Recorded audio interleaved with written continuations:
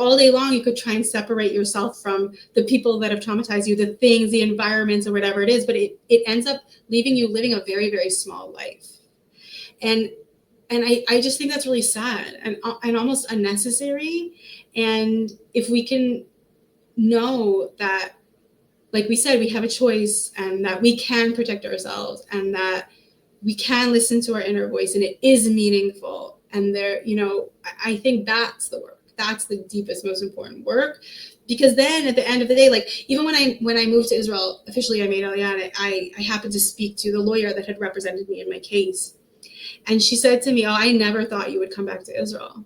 Wow. I thought you would come away just being like, nope, not interested, never again."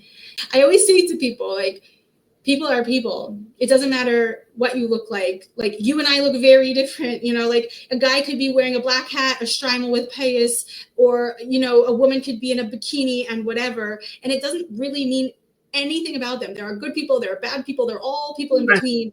And it's all a costume on the outside. It's all, and so just to label a country bad because something happened to me there, for me, that personally never made sense. And so it's very important to me to try and to open up about that so that people can see that for themselves, that at the end of the day, what happens externally to you really has nothing to do with you. And it's the internal work and the understanding and the internal safety that we can create for ourselves, that like you could walk into a jungle and still be okay, or at least have that knowing, that internal peace and knowing that I can make decisions and choices.